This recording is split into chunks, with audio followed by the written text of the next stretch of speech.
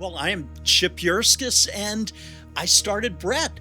But I started it in 97. We had a house on campus. And, I had big banner, Tuesday nights, free meal and Bible studies. And we got a trickle of kids, but we're still just trying to figure it all out. So fall of 2001, I come back on a Monday morning, and I hear that on Friday night, there's a kid who died of an overdose in the dorm right across the street.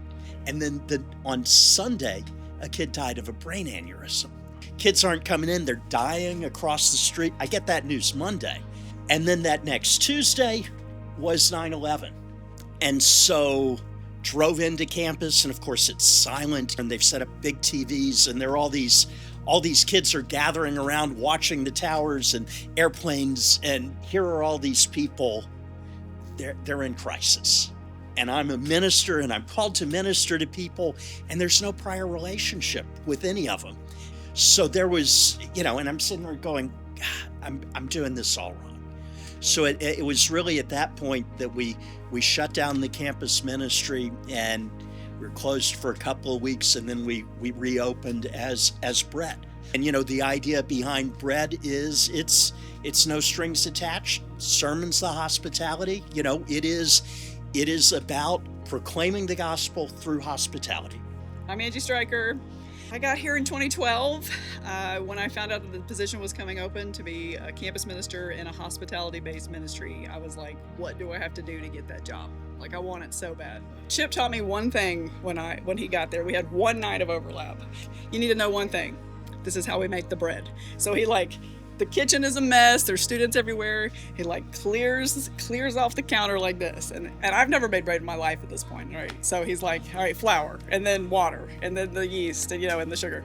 And it's like, he just kept going, more flour. I'm like, I just keep adding flour on. It's like, and the next thing you know, there's this lump of bread, and put it in the oven, it comes out, and it's like bread. And I'm like, okay, this is how we do this. That's the only thing. It's not written down. There's no recipe, just more flour. So we started building the community from there, just bringing more students in. And before we knew it, there were more students than the house could hold. So it was like, we got to do something. So we started praying and asking the Lord, where do you want us to go?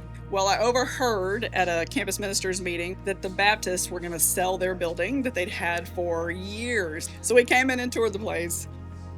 Prime location. Here we are right here across from campus, right here on North Decatur. We started a campaign. I said, here's the deal. I don't have money. I don't know how we finance this as a nonprofit, but I'm going to find a way. And so we did. We said we'd raise $90,000 in 90 days for a down payment, and the rest I would get financed. And sure enough, we raised $100,000 in 100 days. And that was our down payment. And then here we are.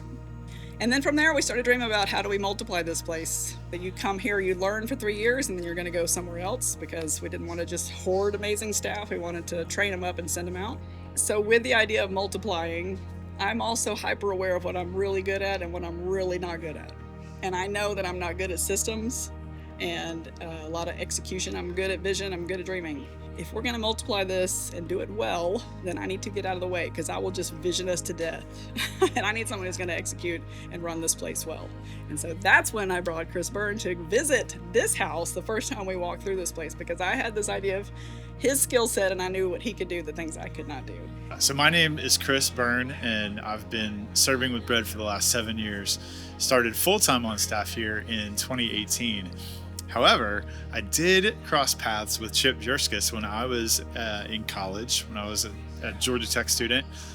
In my second year in 1998, I came over and met Chip and got to serve by sweeping floors and cleaning up at their very first campus house. Who would have thought that 19 years later I would be full-time on staff as director of Bread Coffee House? My friend and the director at the time, Angie Stryker, recruited me to join the team. She knew that she was going to transition out, and she had a couple of teams in different locations in different places. They had multiplied from Emory to Oxford, the Oxford Emory location campus, and then sent a new campus to Tufts University, a new Bread location to Tufts University. The vision and the future of Bread looked like planting more of these coffee houses and more ministries and more locations. We had always had Kennesaw State kind of on our radar. It's a local Atlanta campus that was just exploding, and it was right literally down the street, up 75 from where we are. We spent some time kind of getting to know the campus, starting to figure out how to become a part of that campus community. So it took us a couple of years, but we finally got into the proper permission that we needed and launched a bread coffee house at Kennesaw State. At all of our locations, we try to find a place where we can offer hospitality that's close to campus, adjacent to campus, within walking distance, super accessible, because we love to brew coffee and bake bread and open the doors, throw the doors wide open to whoever needs a place to crash, needs a place to call home when they're away from home. When the conversation comes up and we have the opportunity to learn who they are and share a little bit about who we are, surely that'll lead to faith at some point, and we love those conversations even more. I think one of the gifts that Bread has is that age range of 18 to 28 is notoriously difficult for churches to reach.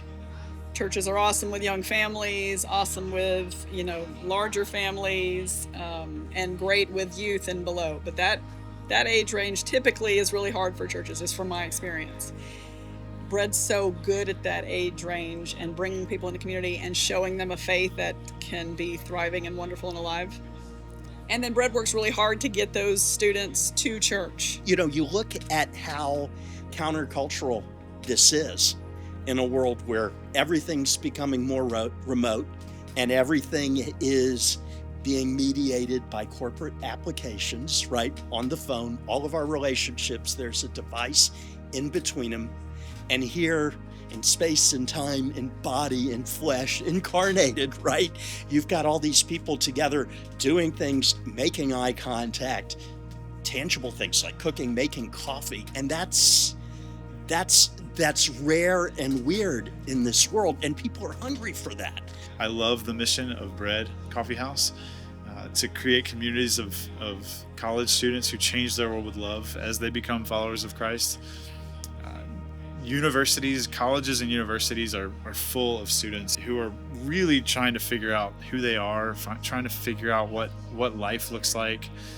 We all are to lots of degrees, but when you go off to college, you have a new, clean slate, an opportunity to become something that you've always wanted to become the person that God has intended you to become. And so it's super exciting to be a part of a campus ministry that welcomes that process, that doesn't expect people to have it all together, and that gets to serve and welcome and love people and walk alongside them in their journey.